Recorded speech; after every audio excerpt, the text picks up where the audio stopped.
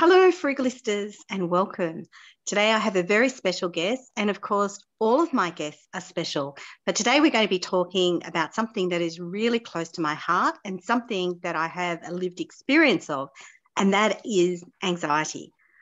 But first, I'd really like to ask a favour from you. I love producing the Joyful Frugalista podcast so much. And if you love listening to it as much as I do recording it, I would really like you to follow the podcast. And in fact, tell all your friends to follow the podcast as well. Really, if something resonates for you, share it with your friends and leave a comment, and that would be fabulous. So today I am interviewing Dr. Jodie Lowinger, who is a world-leading expert in anxiety, mindset, and resilience. She is an award-winning clinical psychologist, high performance and mindset coach to CEOs, and she has worked and trained at Harvard Medical School. So you can see she's pretty fabulous.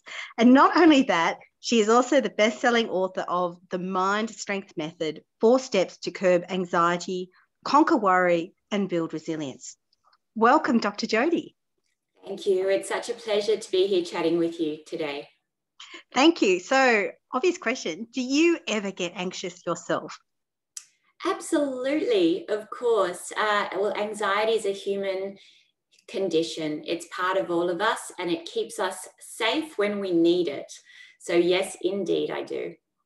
And I know you know this, but I was actually getting quite anxious as we were recording this podcast, not because I was scared of you per se, just to be clear, Dr. Jodie is not scary at all. She's lovely. But I had one of those nights where, as a parent, everything you planned just doesn't go to schedule. I'd planned a quiet space where I do this podcast, and suddenly I ended up with all my kids and extended family and dinner cooking and everything happening all at once, and some technological failures as well to throw it into the mix. Yes, absolutely. And this is life, right? And what happens is people who care can sort of be thrown in this whirlwind of uncertainty around what does that mean? What are people going to think? All of these things. Exactly. Care, right? Exactly, because, I'm talking to this fabulous, amazing woman, Dr. Jodie, who's, trained and worked at Harvard, and, I can't get my tech to work. It gets very stressful, doesn't it? It does. And so if we can recognize what underpins this and allow yourself to say the values that underpin this, what is your heart wanting to experience? Your heart wants to make sure that I'm comfortable, make sure that this goes well, make sure that your listeners, your viewers are getting the best experience that they can get. And when we have to sit with this uncertainty of what do they think? Maybe they're judging me negatively, right? That triggers anxiety, because anxiety is our physiological reaction to perceived threat in our environment or worry thoughts that can take hold. So you're saying that, what anxiety is just something our body does. Is that right? Anxiety is certainly something our body does. It's the way our brain is wired to protect us. It is our physiological reaction to threat in our environment that sets up our body to fight or to run when we need it. But what happens in this uncertain world is that this physiological reaction gets triggered in relation to a perceived threat, in relation to what would be called a worry thought. And that's why we get triggered in various circumstances as well. Thank you for explaining that. And I guess modern life is quite different, isn't it, to in the past? There's a lot more uncertainty, I guess. There's a lot more uncertainty. There's the fast-paced world. There's a continual change. We exist in this era of disruption where we don't necessarily know what is going on. And if you think about the primitive underpinning of all of this, we don't know what lurks around the corner, and so something dangerous might be there. But really it is our grapple with uncertainty and our desire to seek certainty in order to be able to predict and control our environment. Yeah, and that's hard when you're going through things like pandemics, isn't it?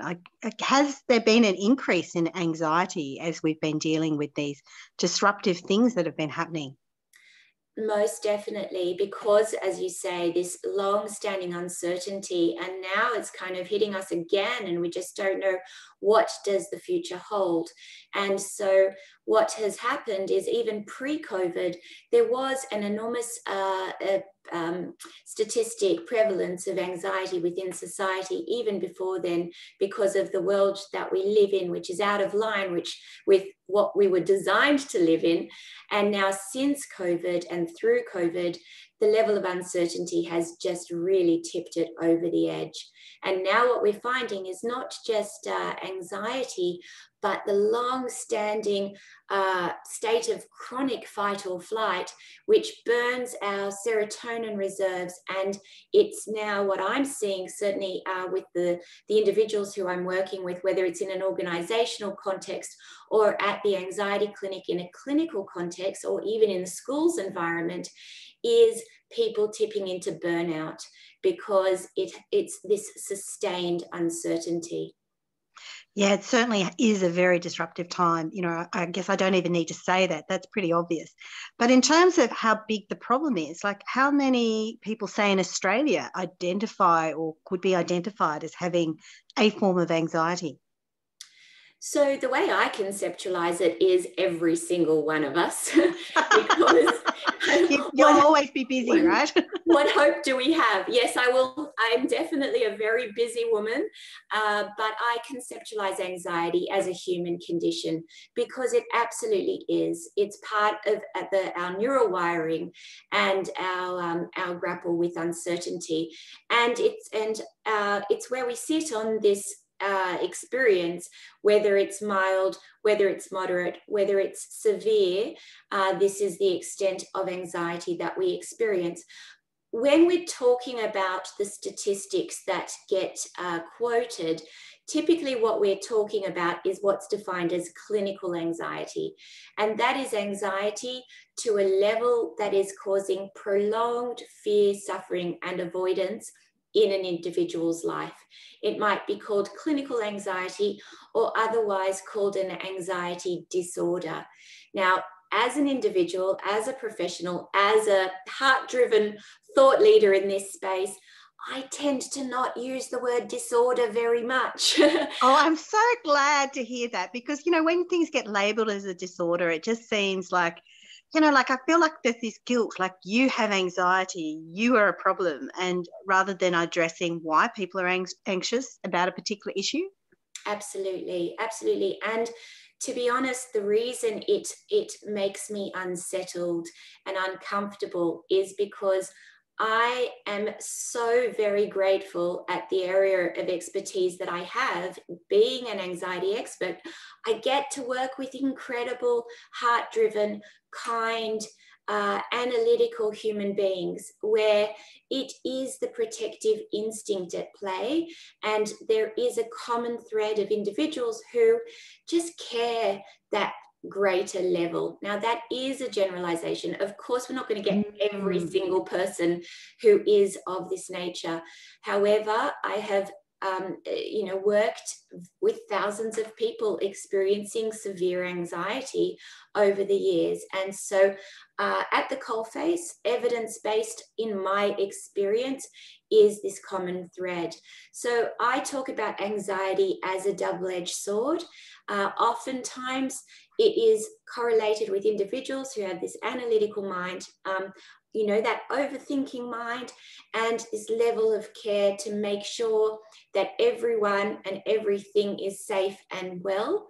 And so if we can move from anxiety into empowered action, that is saying, okay, we don't necessarily want fear to underpin this. We want heart-driven action or values to underpin it. And that is core to the mind strength method.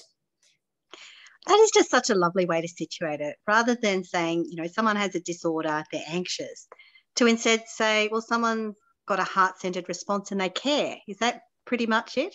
Absolutely right. Absolutely.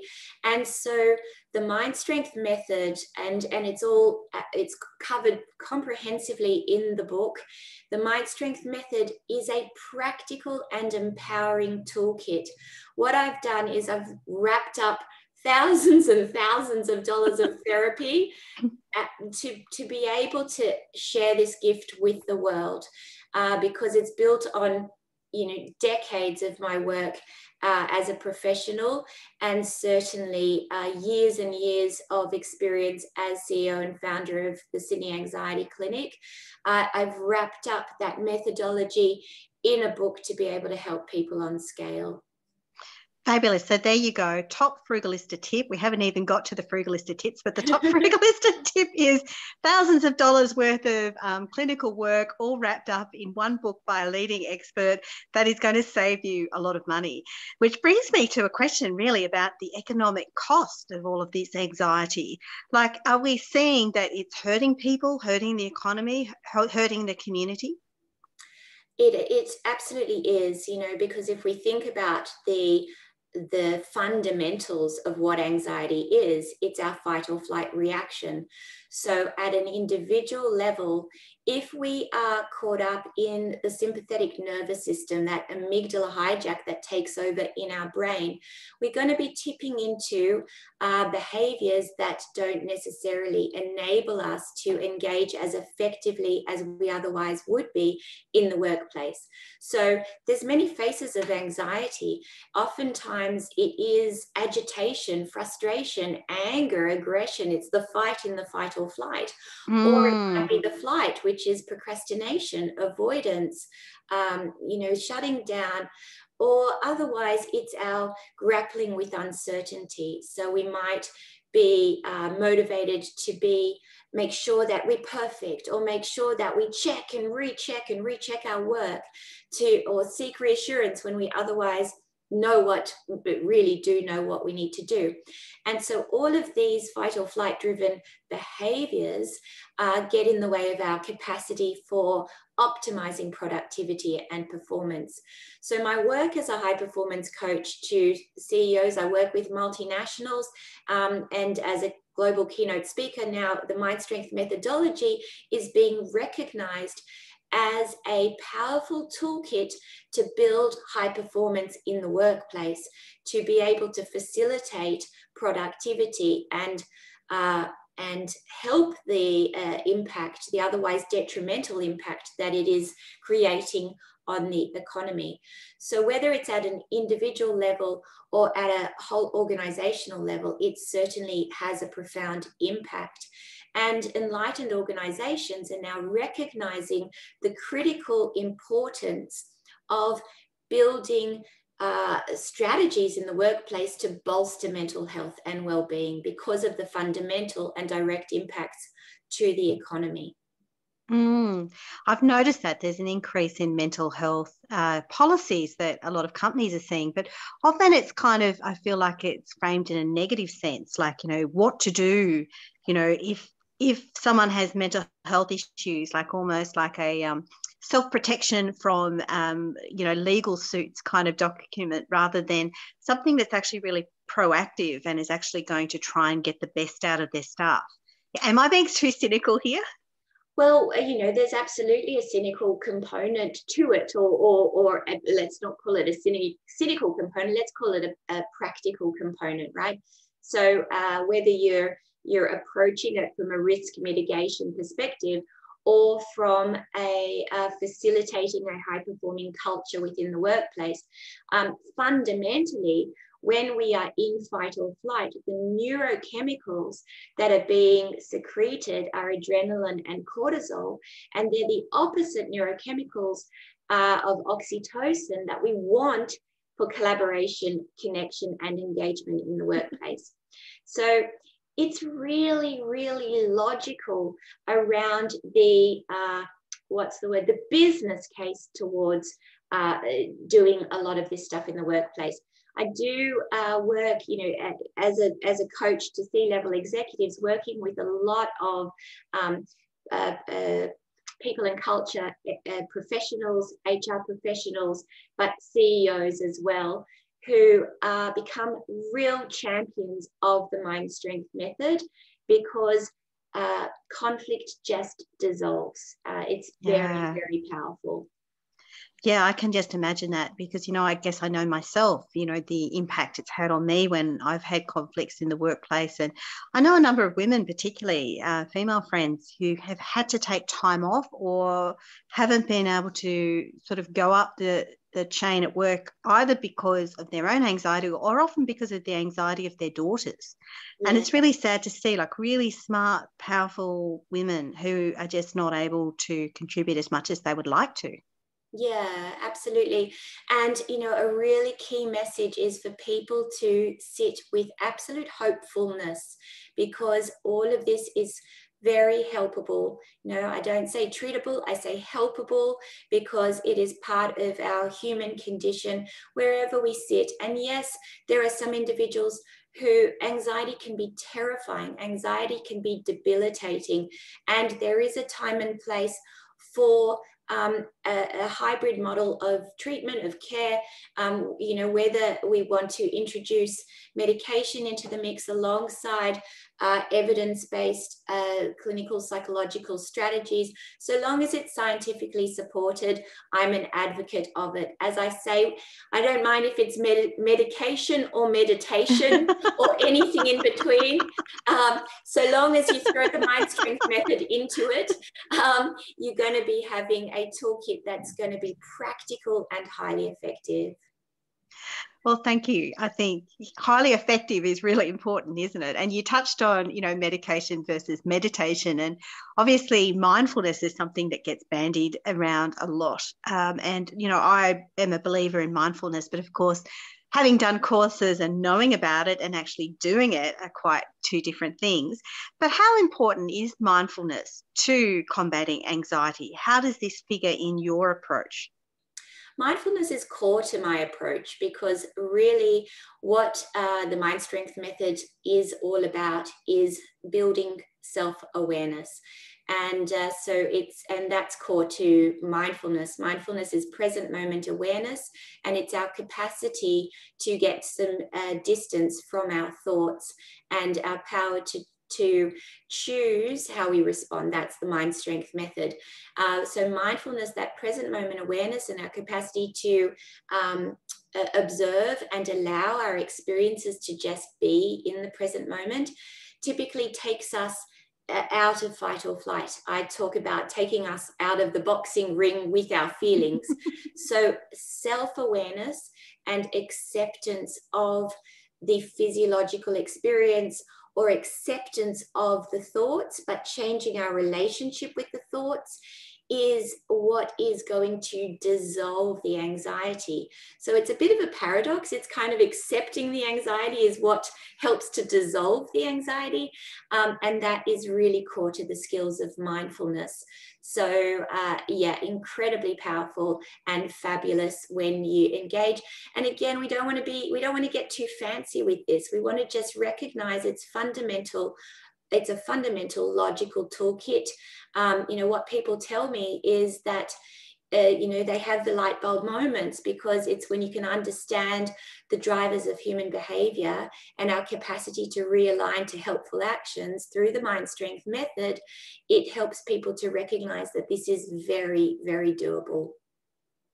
Wow, that is really profound. And I did love in your book the fact that you kind of said, you talked about standing up to the bully of anxiety, but also sitting with it and not making yourself wrong and going, oh, I have a disorder, I'm terrible, I'm a bad person. And that was just such a radical shift for me. Oh, I'm so thrilled to hear it. It gives me goosebumps.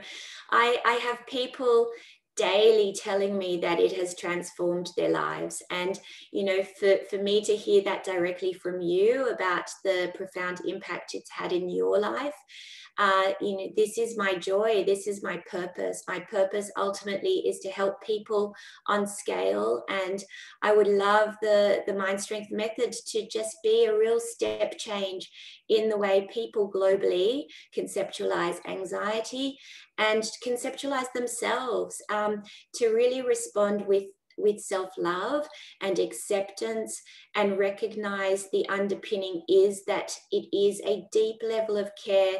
It is the protective instinct at play.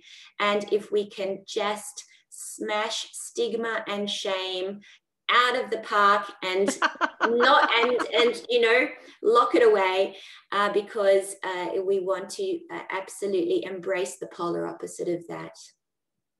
I think that's just so important. And closely related to this, I guess, is the stigma and shame some people feel about imposter syndrome.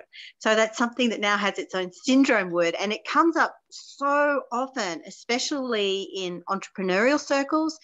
Nearly every female entrepreneur I have met, with a few exceptions, have talked about how they feel this quite regularly, especially a lot of women who are in senior career positions, this constant self-doubt and feeling like they're not good enough. Yes.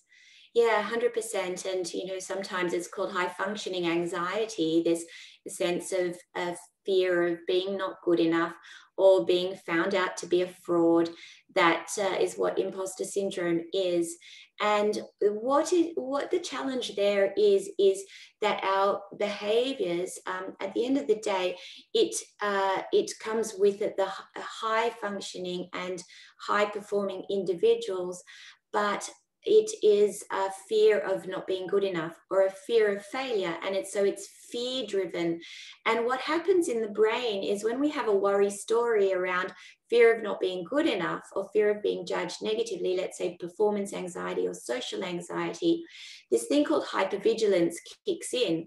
Hypervigilance is our brains seeking out things that are aligned to our worry stories or our fear stories. And so we're constantly going to be scanning for our not good enoughs, and we're focusing on our not good enoughs. And so we see it more, unfortunately. And also when we're driven by a fear of not being good enough, what can happen is we think we have to be perfect in order to be okay. And I can relate to that. Me too. But it's a double-edged sword, right? We want to just bring it back to heart-driven actions and focus on effort and just values of care, values of, you know, yes, values of achievement, that's okay. But it's not fear-driven, it's values-driven. The challenge of perfectionism is it's built on an unrealistic benchmark of good enough. That unrealistic benchmark of good enough is I have to be perfect in order to be okay. And what happens is we're never good enough because there's no such thing as perfect. So we're never allowing ourselves to be good enough in our own eyes. The benchmark the bar is constantly being raised. And so if we're never allowing ourselves to be good enough in our own eyes, that's when the imposter syndrome kicks in, because we're not celebrating our wins. We're always looking forward about the should be better, should be doing more. And that is just fair, so right? Wise. Yeah, sorry, I agree. It's not fair, but yes, learning to celebrate our wins, especially as women, is so important. And in the Joyful Business Club, I always put something up on Fridays, you know, Flaunt It Friday. It's not something I've invented. There's a number of groups that do this, but it is just so empowering to be able to say, yes, actually, I achieved something this week I'm really proud of, and I'm going to share this. And I'm not going to worry about feeling boastful or vain or worry that other people will cut me down. I'm just going to feel like I'm in a safe place, that I think that I did something good. Yeah, 100%. That's so very beautiful. And, you know, whether it's for ourselves as individuals, or whether it's for our kids and teens as well, you know, focusing on effort and allowing ourselves to be proud of that, or values aligned actions, and just really leaning in and responding with kindness and compassion is so very important. And it's built around self-awareness. This is core to the Mind Strength method, is saying, what are the drivers of your behavior? Are you being driven by fear, or are you being driven by your values? And making sure that you hold yourself accountable to being kind to yourself. Compassion and kindness, right? You know, as leaders as well in organizations, it's values are a really powerful strategic tool within an organization. We don't necessarily just want to make outcome the benchmark or the KPIs of success. We want to make values-driven actions part of those key performance indicators, because values drive culture and culture drives productivity and performance. Very, very important in a high-performing context. I'm so glad you said that, because one of the reasons actually I left the job I was in, or the career that I was in, was that I felt that it had become so outcomes driven that I was starting to see some behaviours that I didn't actually really like. And specifically, I felt that it was leading to, you know, a level of, how does one say it, like winning at any cost type thing. And so I think it's really great that you have identified that importance. Yeah, definitely. Absolutely. And it feeds on itself, you know, when we can align to these sorts of things, and as individuals be champions. We're all leaders, no matter who we are, we're all leaders. And leaders is being accountable to actions that make a difference, actions that are aligned to our heart and to our values. And to be honest, when I'm talking about values, and I do a lot of work in helping people get clarity on values, I've got, you know, I've defined values, a pack of values cards associated with the book, because it's so very core to the Mind Strength method. It's about saying everybody's a little bit different, and there's zero judgment around that. It is about what is important to you. And within a business context, it's what's important within that business, and making sure there's awareness of that. Well, thank you so much for sharing. And one final question. I know you have already shared a Frugalista tip about, you know, the value that your book brings, but do you have another way that you like to save money? To save money is to sit with the, I suppose, discomfort of uncertainty, because then you're going to be taking yourself out of fight or flight. You're going to be more productive in your interactions. And if you can move to problem solving and action planning rather than worry, this is going to be very, very powerful in saving money, in building financial freedom at the end of the day, because you're going to be focusing on the things that matter to you. So, you know, there's a case in the book around an individual who gets caught up in the finance worry story, and it keeps him trapped in inertia. So this is very, very powerful mindset. So mind strength, when I'm working with individuals as a high performance coach, it's all about the mindset and skills to succeed. Mindset is so very important for building productivity and performance.